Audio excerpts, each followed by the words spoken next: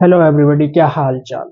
मैं हूं अफजल करीम और आप सभी का केमिकल काइनेटिक्स के लेक्चर नंबर 2 में द मोस्ट वेलकम है, जिसमें आज हमारा क्या टारगेट है। फर्स्ट ऑफ ऑल हम देखेंगे dependency of rate on concentration, rate expression and rate constant, order of reaction, unit of rate constant and molecularity of reaction. ये टोटल 5 टॉपिक है, 1 2 3 4 और 5।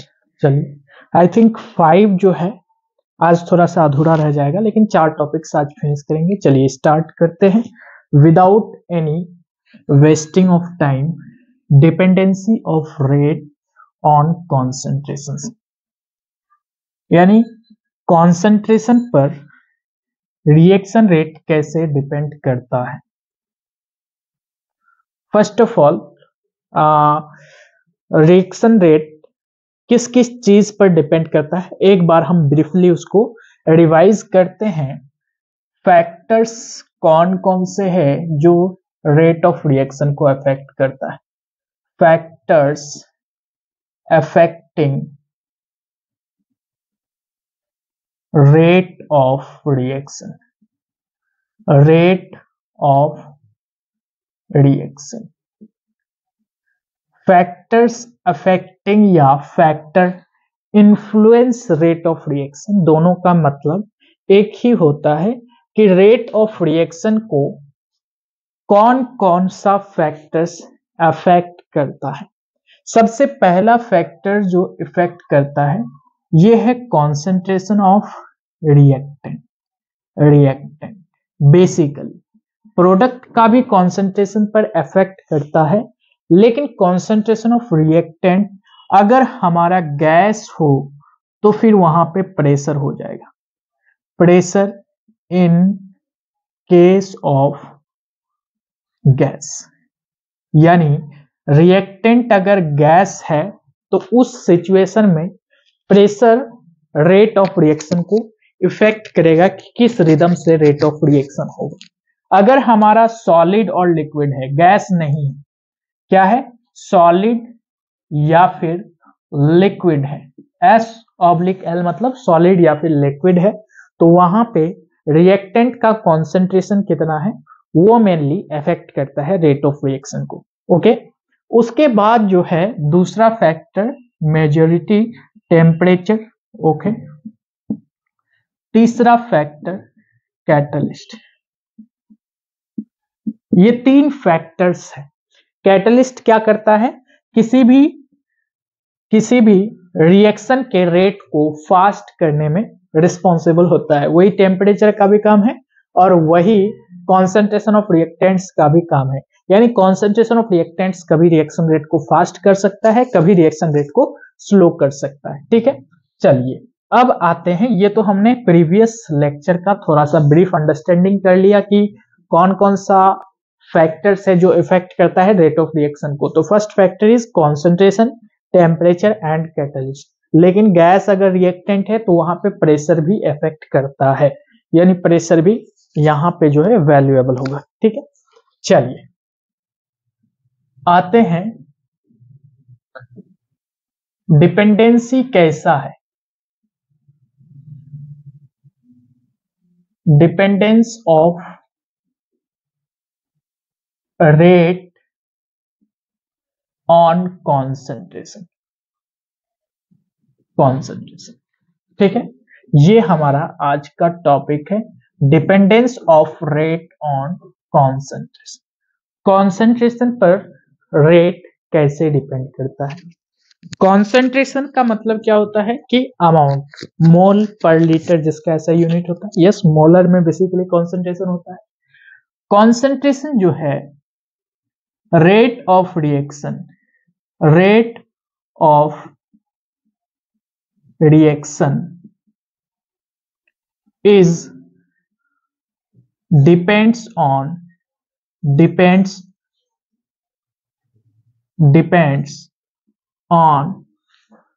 concentration of reactant भी हो सकता है, रिएक्टेंट और प्रोडक्ट। लेकिन अगर रेट ऑफ रिएक्शन अगर कॉन्सेंट्रेशन ऑफ रिएक्टेंट पर डिपेंड करता है, यानी if rate of reaction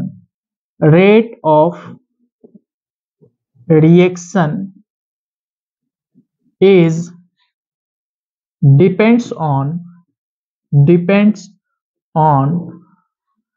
concentration of reactant, then it is called इसी को हम लोग क्या बोलते हैं, आप नाम दे सकते हैं रेट लॉ के नाम से, या फिर आप इसको बोल सकते हैं रेट इक्वेशन भी बोल सकते हैं, या और एक नाम है जिसको आप बोल सकते हैं रेट एक्सप्रेशन। ये टोटल 3 नाम है। यानी अगर रेट ऑफ रिएक्शन सिर्फ कॉन्सेंट्रेशन ऑफ रिएक्टेंट पर डिपेंड करता है, तो उस सिचुएशन में इस रेट को रेट लॉ आप बोल सकते हैं, रेट इक्वेशन बोल सकते हैं, या फिर आप रेट एक्सप्रेशन बोल सकते हैं। तीनों एक ही टर्म है, कहीं पर रेट लॉ या फिर रेट इक्वेशन या रेट एक्सप्रेशन टर्म यूज हो सकता है। ठीक है, चलिए अब आते हैं रेट लॉ पर। आप लोग इतना नोट डाउन कीजिए, फिर आगे बढ़ते हैं। ओके,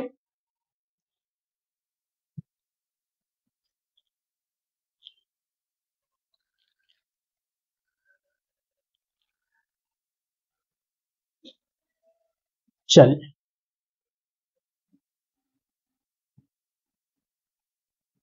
लेकिन जब भी अगर आपको बोलेगा कि डिपेंडेंसी कॉन्सेंट्रेशन पर है रेट इक्वेशन का, तो वहां पे टेम्परेचर क्या होगा, कांस्टेंट होगा।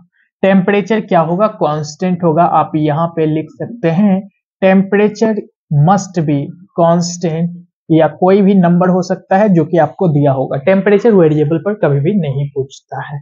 ओके, अब आते हैं rate law and rate constant पर। Rate law and rate constant. Rate law and rate constant. Rate constant. Okay, rate law and rate constant. What do you mean by rate law? Rate law तो वहां पे आपको हमने definition के तहत आपको बता दी। ठीक है, अब रेट कांस्टेंट क्या होता है, एक एग्जांपल के द्वारा इसको समझते हैं। जैसे हमारे पास एक रिएक्शन है A plus B gives C plus D. Okay, चलिए इसका स्टाइकियोमेट्रिक कॉफिशिएंट कुछ मान लेते हैं। ऊपर थोड़ा सा लिखते हैं रिएक्शन को, यानी stoichiometric coefficient small a capital A plus small b capital B gives small c capital C plus small d capital D। Okay, चलिए रिएक्शन के लिए कैपिटल वाला टर्म्स जो भी है उसको आप मान लीजिए क्या एलिमेंट है या कोई कंपाउंड है जो मिल करके C और D बनाता है, और स्मॉल वाला ABCD वो क्या है, stoichiometric coefficient. Okay, stoichiometric coefficient ये वाला ABCD स्मॉल वाला। ठीक है, ये सब क्या है, stoichiometric coefficient. Stoichiometric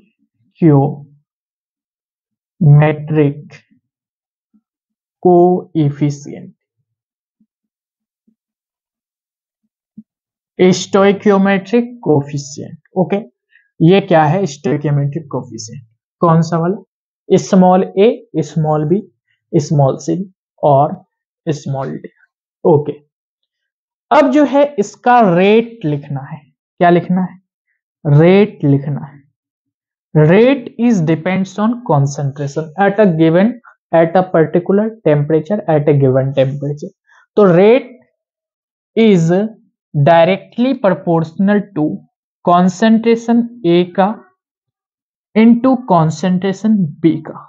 okay, rate is proportional to concentration A into B, directly और इनवर्सली आई डोंट नो, लेकिन रेट प्रोपोर्शनल है, यानी डिपेंडेंसी है रेट का ए पर और बी पर, और इसका स्टोइकियोमेट्रिक कोफिशिएंट नहीं, इसका पावर फैक्टर कुछ एक्स और वाई मान लेते हैं। एक्स एंड वाई में भी नेगेटिव और पॉजिटिव हो सकता है, नेगेटिव भी हो सकता है अगर इनवर्सली प्रोपोर्शनल टू का डिपेंडेंसी हुआ, जैसे कि कॉन्सेंट्रेशन ए पर रेट आपका है inversely proportional to concentration of A, हो सकता है। या फिर ऐसे भी हो सकता है कि rate is directly proportional to concentration of A, both will be possible, लेकिन हमको मालूम नहीं है कि रेट किस प्रकार से डिपेंड कर रहा है, तो हमने directly proportional factor proportionality into concentration of a raised to power x into concentration of b raised to power y कर दिया हमने। ओके, अब जो ये x एंड y, पहला सवाल कि क्या सर x a के बराबर स्मॉल a के बराबर होगा, क्या सर y स्मॉल b के बराबर हो सकता है? यस, मे भी हो सकता है, कोई डाउट नहीं है, यानी x एंड y may और may not be equal to small a and small b, या फिर आप इसके जगह पर लिख सकते हैं स्टोइकियोमेट्रिक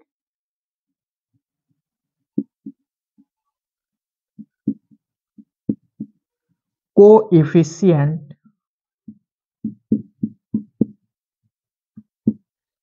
of reactants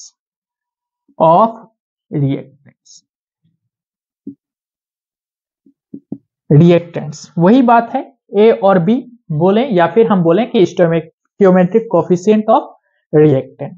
तो एक्स और वाई जो है मे और may not be equal to stoichiometric coefficient of reactants के स्टोइकियोमेट्रिक कोएफिशिएंट के बराबर हो भी सकता है और नहीं भी हो सकता। ठीक है, ओके, यहां तक हमको समझ में आ गया। अब जो है रेट क्या है, rate is proportional to concentration A raise to power x into concentration of B raise to power y, जहां पे एक्स और वाई क्या है, may be equal to small a and small b respectively. लेकिन अब इसको आगे की ओर प्रोसीड करते हैं। देखिए, अगर हम प्रोपोर्शनलिटी कांस्टेंट हटाते हैं तो उसके जगह पर कोई कांस्टेंट आता है। यस, ये प्रोपोर्शनलिटी फैक्टर हटाएंगे तो कोई कांस्टेंट आएगा। यस, उस कांस्टेंट का नाम हम के दे देते हैं। ठीक है, जनरली के ही होता है, concentration of A raise to power x into concentration of B raise to power y. Okay, ठीक है, यही है आपका रेट लॉ। आप इसको क्या बोलेंगे, रेट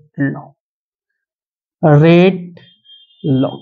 सर इसको और क्या एक्सटेंड किया जा सकता है? बिल्कुल, रेट लॉ बोले या रेट इक्वेशन बोले या रेट एक्सप्रेशन बोले।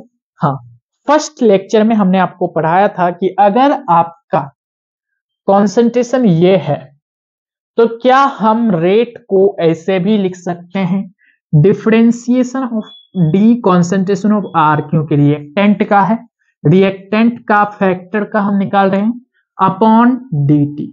रिएक्टेंट टाइम के साथ डिक्रीज कर रहा है इसलिए negative, is equal to k concentration of A raise to power x into concentration of B raise to power y. This is also known as rate law. इसको भी आप रेट लॉ के नाम से ही जानते हैं, या रेट एक्सप्रेशन बोलते हैं या फिर रेट कांस्टेंट बोलते हैं। सर ये वाला जो के फैक्टर है इसी को रेट कांस्टेंट बोलते हैं, रेट कांस्टेंट बोलते हैं। ओके, तो बहुत आसान है, रेट लॉ भी क्लियर हो गया और रेट कांस्टेंट क्या होता है वो भी क्लियर हो गया। अब आते हैं अगला टॉपिक में। अगला टॉपिक है हमारा order of a reaction. Okay, 2 topic clear हो गया। आई थिंक 15-20 मिनट का लेक्चर हुआ होगा, इतने ड्यूरेशन में हमने 2 टॉपिक क्लियर कर दिया। ठीक है, चलिए अब आते हैं order of a reaction. Order of a reaction, order of a reaction. ठीक है, okay, order of a reaction. Sir rate क्या निकला था, रेट लॉ क्या है? रेट लॉ, या फिर दोबारा से अगर आप बोलेंगे कि लिखिए सर तो लिख देते हैं, कोई डाउट नहीं है। अगर आपको क्वेश्चन में दे दिया है small a capital A plus small b capital B gives small c capital C plus small d capital D, question बन सकता है। ये आपको गिवन है और आपको बोल दिया कि रेट लॉ लिखिए, तो आप क्या करेंगे? रेट लॉ यानी rate is equal to k concentration of ए करेंगे into concentration of B.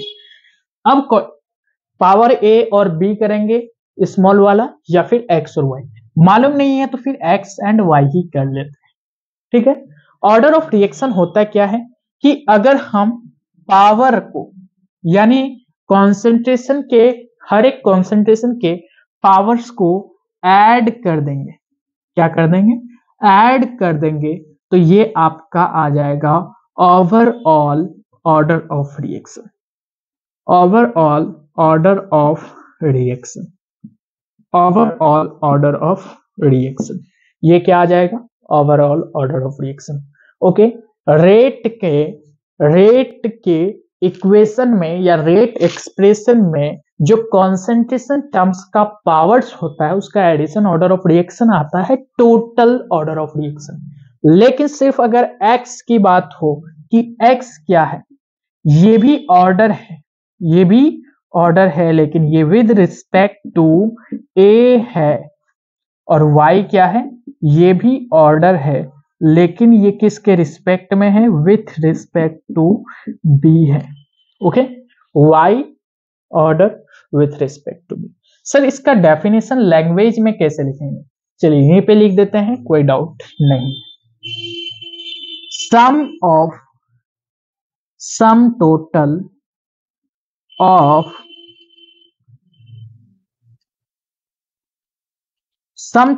Of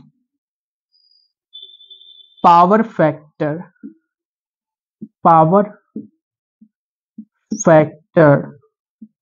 of concentration of reactants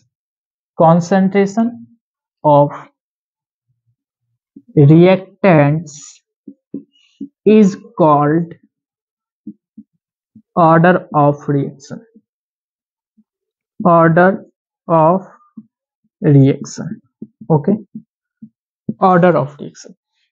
sir order of reaction, ठीक है, x प्लस वाई का वैल्यू 8 भी हो सकता है, हाँ हो सकता है, 0 भी हो सकता है, बिल्कुल, 2 भी हो सकता है, हाँ 3 भी हो सकता है, हाँ 4 भी हो सकता है।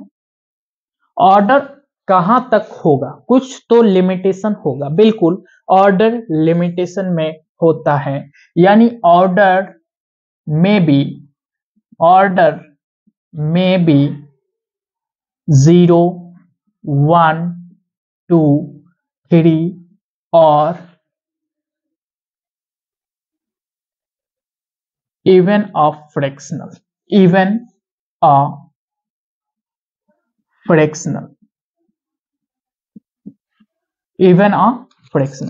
ऑर्डर में भी 0, 1, 2, 3 और इवन कोई भी फ्रैक्शनल हो सकता है, कोई भी फ्रैक्शनल हो सकता है। Okay, let me 1 minute.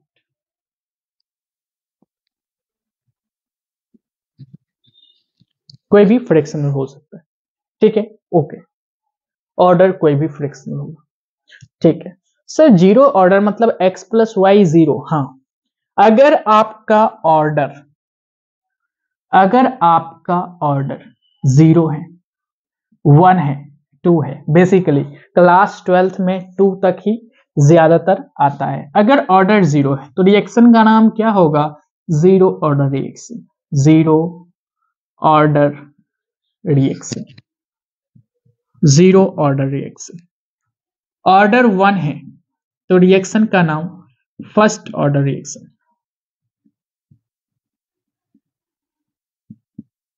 Order reaction. Let me 1 minute please.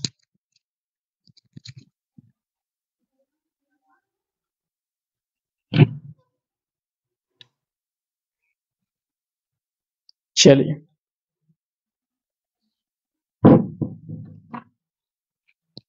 Order 1 है तो क्या, first order reaction.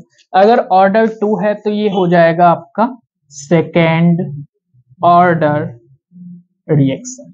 Okay, second order reaction. तो ऑर्डर कितना है, zero, zero order reaction. 1 first order reaction, half fractional में हाफ ले लीजिए, ये हाफ ऑर्डर रिएक्शन हो गया, हाफ ऑर्डर रिएक्शन, जिसका पूरा डिटेल से स्टडी हम कल के लेक्चर में करेंगे। ओके, तो ये होता है, ठीक है। तो order of a reaction I think आपको क्लियरिफाई हो गया होगा। अब आते हैं अगला टॉपिक में, जिसका नाम है unit of a reaction. Unit of a reaction, unit of a reaction, unit of a reaction, unit of a reaction. Unit of a reaction नहीं कीजिए आप, रेट कांस्टेंट कर दीजिए, रेट कांस्टेंट। रेट कांस्टेंट का क्या यूनिट होगा, rate constant का क्या यूनिट है, unit of a rate constant. तो अगर हमारा रेट ये है, rate is equal to k concentration of A into concentration of B raise to power x and y, ठीक है। तो ये हमारा रेट कांस्टेंट है, ये हमारा क्या है, रेट कांस्टेंट है। कौन सा, के फैक्टर हमारा क्या है, रेट कांस्टेंट, ठीक है। सर एक्स एंड वाई का समेशन करेंगे तो ये हमारा एन मान लेते हैं, और ये हमारा ऑर्डर है ऑफ रिएक्शन। क्या है, ऑर्डर ऑफ रिएक्शन, ठीक है। X plus y order of reaction. तो यहां से यहां से यहां से अगर हम बात करते हैं कि K इज इक्वल टू क्या होना चाहिए, तो ये होगा rate upon concentration of A into concentration of B raise to power x and y respective, ये K होगा।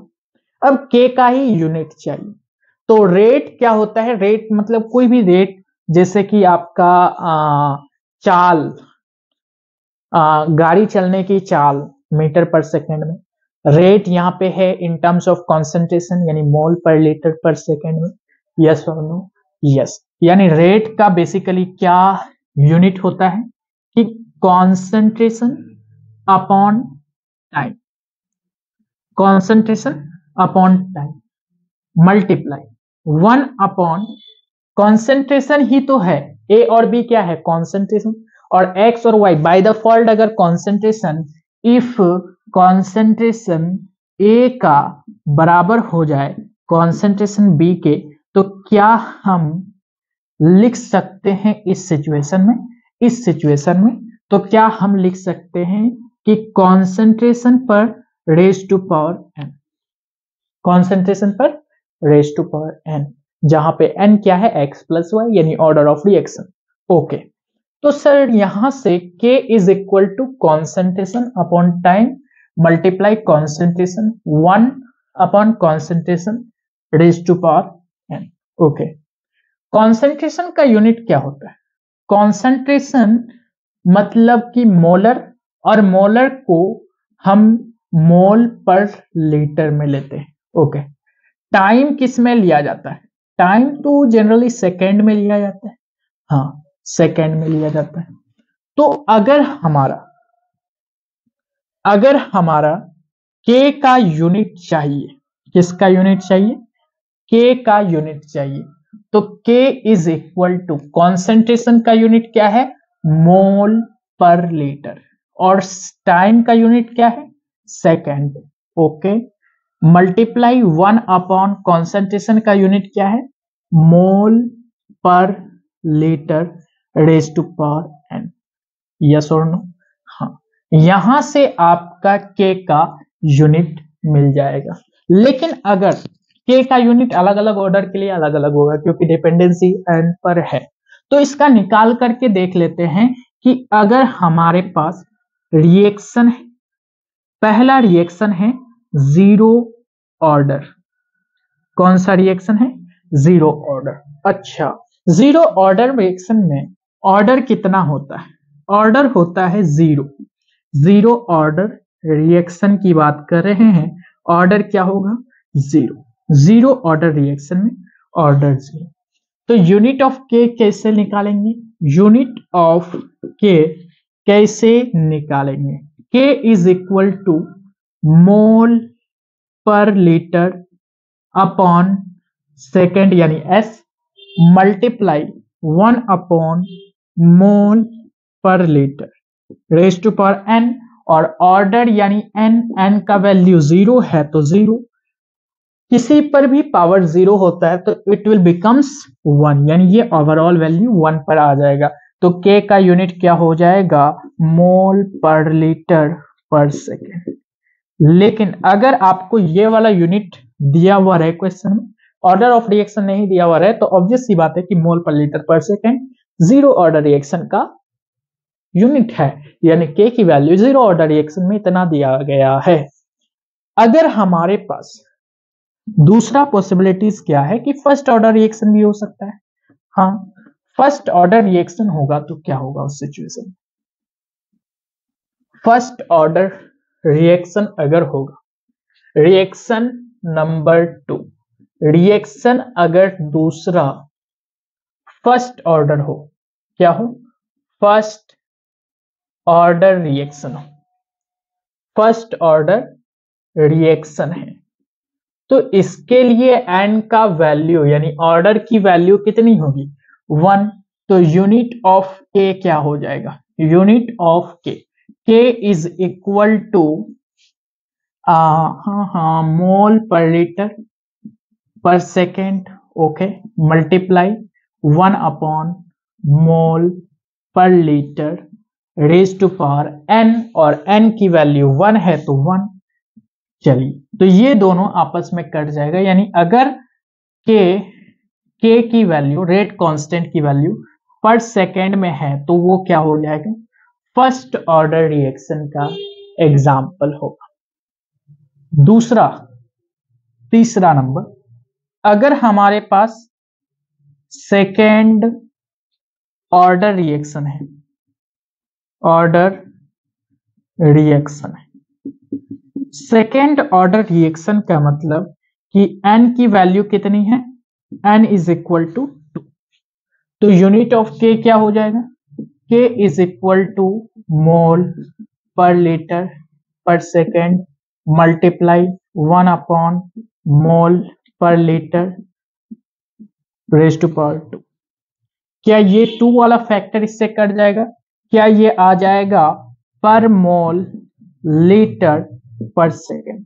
मतलब कि अगर पर मोल लीटर पर सेकेंड आपके पास के का वैल्यू दिया हुआ है तो आपको बाय डिफॉल्ट समझना है कि सेकेंड ऑर्डर रिएक्शन का है। ऐसे ही हाफ ऑर्डर रिएक्शन का आप निकाल सकते हैं।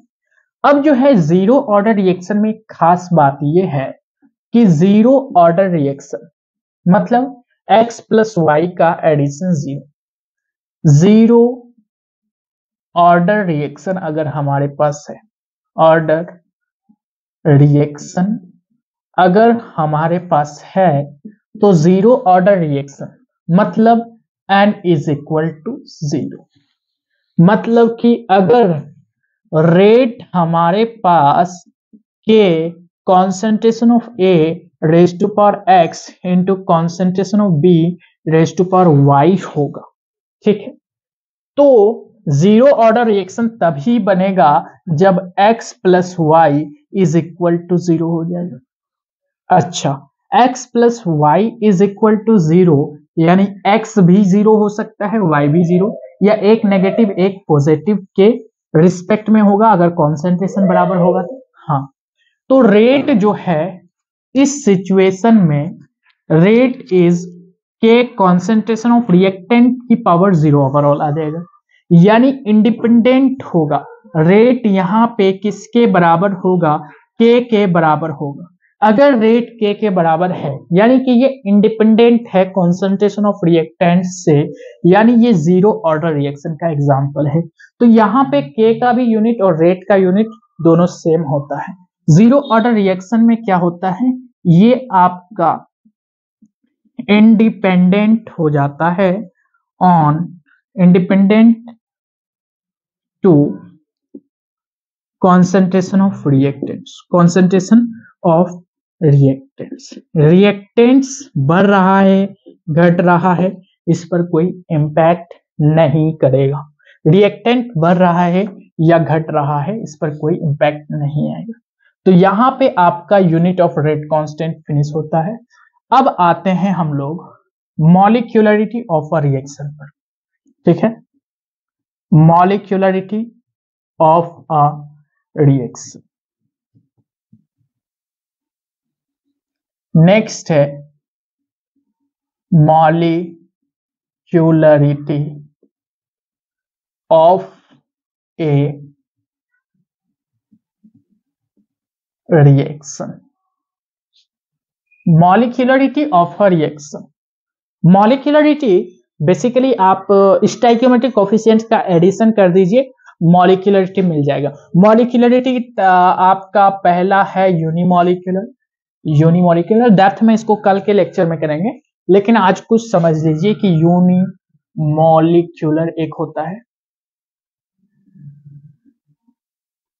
यूनिमॉलिक्यूलर का मतलब कि वन रिएक्टिंग, यूनि मतलब वन, रिएक्टिंग स्पीसीज अगर होगा, रिएक्टिंग स्पीसीज अगर होगा तो उसको यूनिमॉलिक्यूलर बोला जाता है।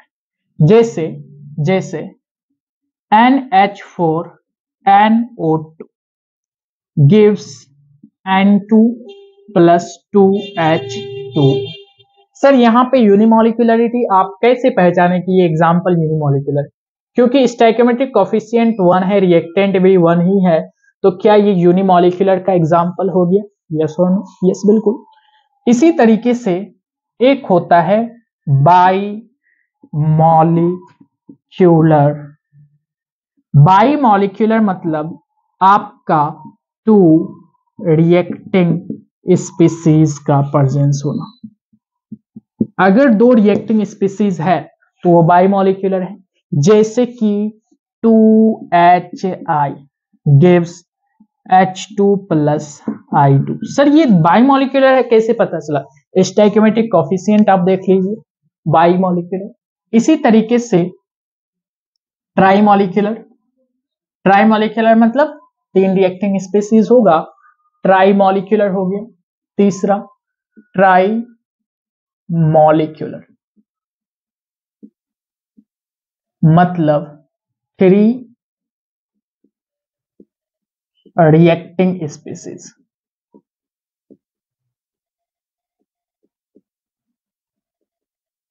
थ्री रिएक्टिंग स्पीसीज को trimolecular. Sir 3 reacting species, अच्छा H2 plus O2 gives H2, ये तो 2 मॉलिक्यूलर स्पीसीज आ गया क्योंकि स्टोइकियोमेट्रिक कोफिशिएंट 1 1। ओके, अगर 2 कर दे 2H2 plus O2 gives 2H2O, तो क्या ये 3 मॉलिक्यूलर आया कि नहीं? कैसे? देखिए, इसका स्टोइकियोमेट्रिक कोफिशिएंट 2 और इसका stoichiometric coefficient 1, 2 + 1 3, 3 molecular, try molecular. ठीक है, तो आज के लिए इतना ही, फिर मिलते हैं नेक्स्ट वीडियो लेक्चर में, तब तक के लिए ओके बाय।